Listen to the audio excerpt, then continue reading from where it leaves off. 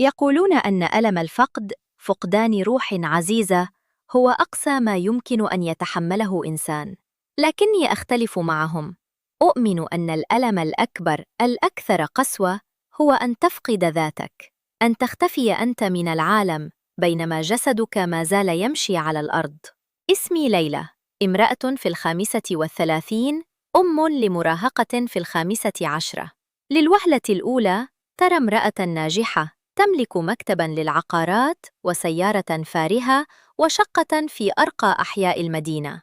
ولكن كل هذا كان مجرد قشرة خارجية تخفي بداخلها امرأة ميتة منذ سنوات، 5 سنوات كاملة من الوحدة القاتلة والصمت المطبق والحرمان العاطفي الذي التهم روحي شيئاً فشيئاً. هذه ليست قصة حب خيالية أكتبها لأسلي بها القراء.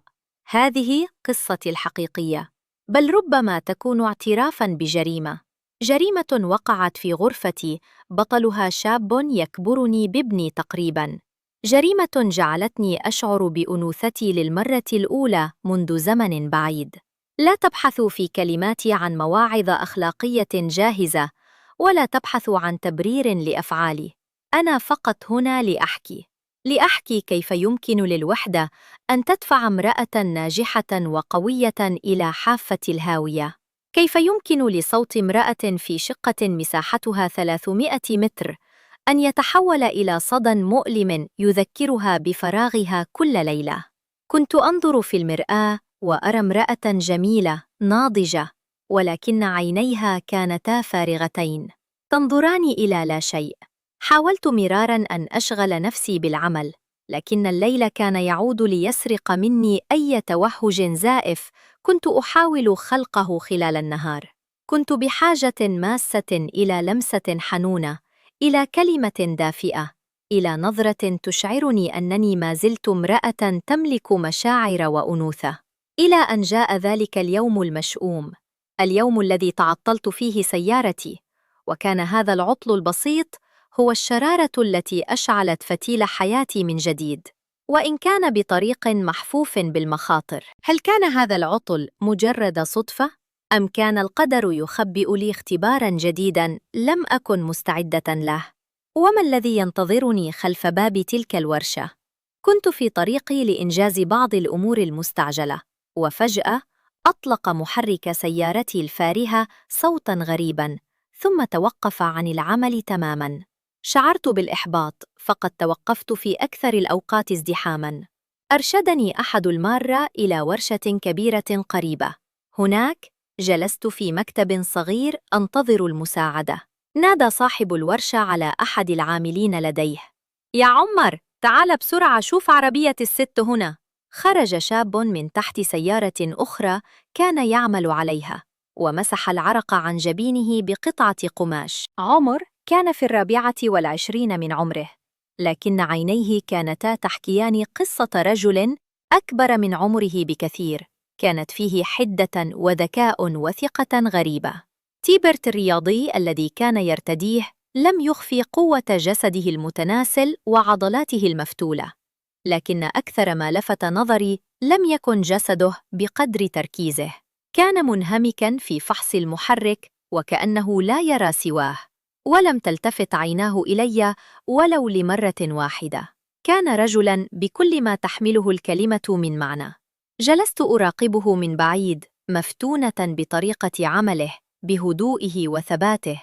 كانت نظراته للأرض بخجل حين انتهى من العمل وكلمني تتناقض تماماً مع قوته الواضحة. ابتسم قائلاً: العربية تمام يا هانم، مفيش فيها حاجة.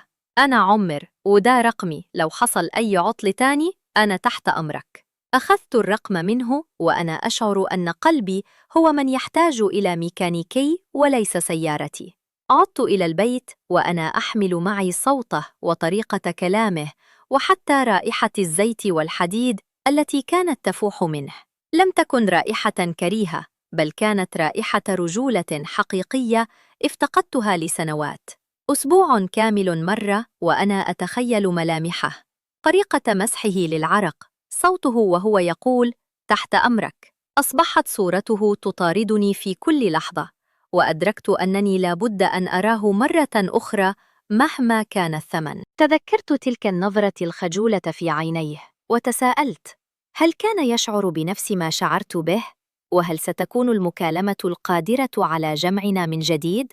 بعد أسبوع من الصراع مع نفسي، رفعت السماعة واتصلت به. كان صوتي يرتجف، وأنا أخبره أن السيارة ما زالت تصدر نفس الصوت الغريب.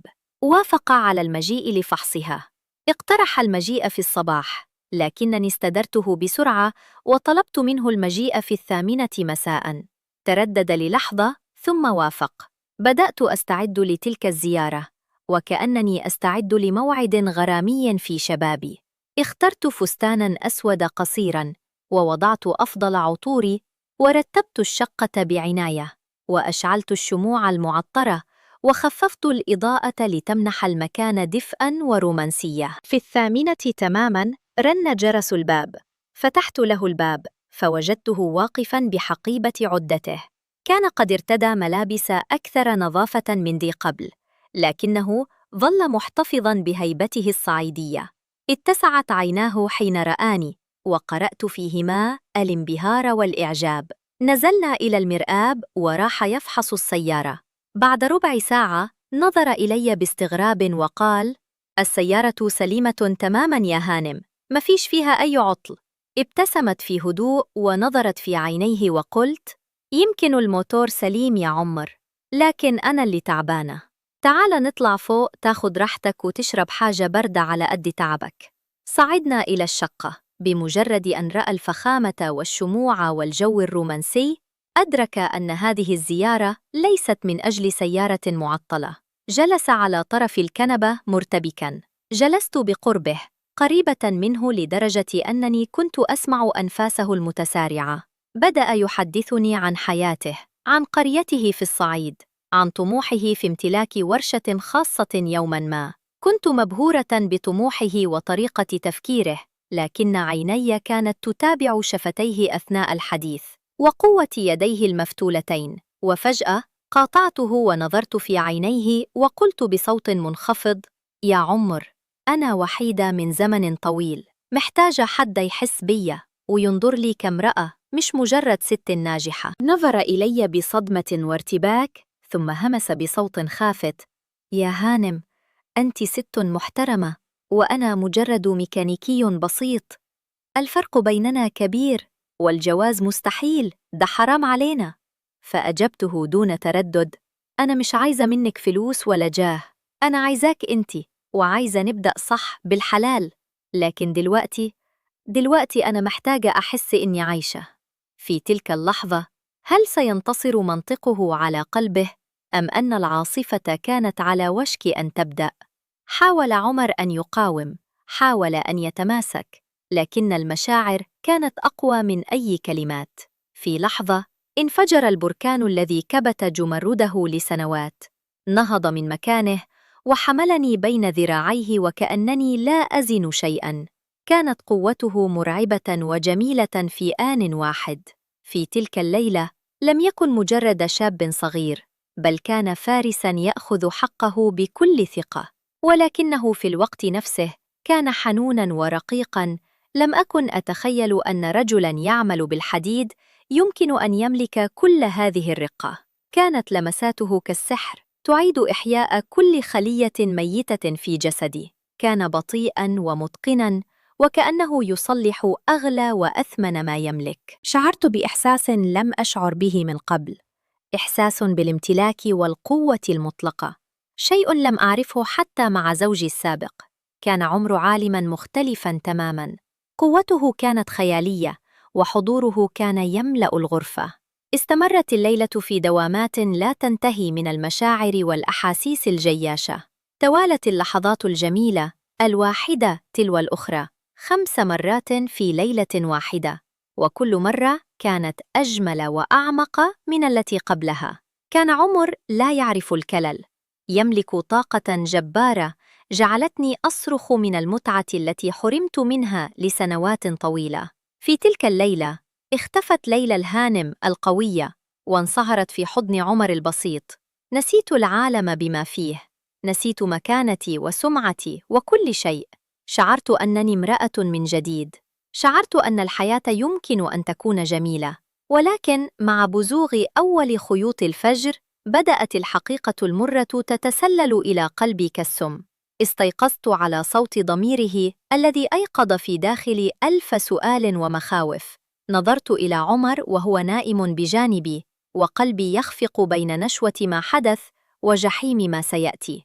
هل كانت هذه الليلة مجرد بداية لحياة جديدة، أم أنها كانت مجرد ومضة سرعان ما ستنطفئ مع شمس الصباح؟ وهل يمكن لهذه السعادة أن تستمر في عالم لا يرحم أمثالي؟ ما حدث في تلك الليلة لم يكن مجرد علاقة عابرة. عمر أصبح جزءاً من حياتي اليومية. كان يأتي إلي كل ليلة، ونعيش معاً تفاصيل الحياة الزوجية الحقيقية. كنا نتسلى بمشاهدة الأفلام، نطلب الطعام سوياً، ونتحدث في كل صغيرة وكبيرة.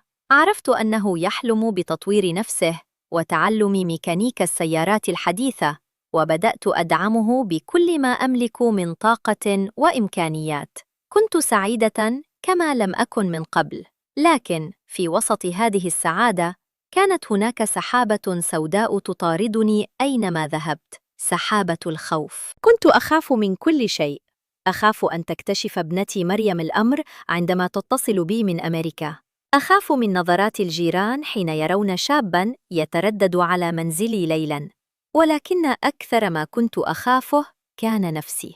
كنت أسأل نفسي كل يوم: يا ترى يا ليلى، أنت رايحة فين؟ وهل هذا الحب حقيقي؟ أم أنه مجرد هروب من واقع مرير؟ كان عمر دائم الطمأنينة يحلم بالزواج الرسمي في أقرب وقت، ويؤكد لي أنه لا يطمع في أموالي. كان يثبت ذلك بمواقفه البسيطة، مثلما حدث في عيد ميلادي عندما أحضر لي سلسلة فضة بسيطة اشتراها من تعب يده. بكيت كثيراً في تلك اللحظة، لأن زوجي الثري لم يقدم لي طوال حياتنا شيئاً بتلك القيمة المعنوية الكبيرة. لكن السؤال الأصعب ظل يؤرقني: هل سيستمر هذا الحب أمام فارق السن والمجتمع؟ وهل سيبقى يراني المرأة الجميلة عندما تبدأ ملامحي في التغير وهو لا يزال في ريعان شبابه؟ ثم حدث ما كنت أخشاه. كنت معه في المنزل، وفجأة سمعت صوت مفتاح في الباب. تجمدنا في مكاننا، وظننت أن أحداً من أهلي أو ابنتي قد عاد فجأة. هرعت إلى الباب مذعورة لأكتشف أنه البواب يخبرنا عن تسريب مياه في العمارة. في تلك اللحظة القصيرة رأيت الحقيقة بوضوح. أنا امرأة خائفة، خائفة على سمعتي ومكانتي التي بنيتها على مدار السنين. بعد هذا الموقف قررت أن الوقت قد حان لتغيير الوضع. ذهبت إلى عمر وقلت له بحزم: لازم نتجوز عشان الوضع ما يقدرش يكمل كده. رحب عمر بالفكرة بحماس، لكن المشكلة الأكبر كانت بداخلي أنا. بدأت غيرتي تأكل قلبي، خصوصاً عندما رأيته يتحدث مع فتاة صغيرة أمام الورشة. كدت أفقد صوابي، لكنني اكتشفت بعد مشاجرة كبيرة أنها أخته التي جاءت لزيارته من الصعيد. نظر إلي بحزن عميق وقال: مش واثقة فيا يا ليلى، ولا مش واثقة في نفسك؟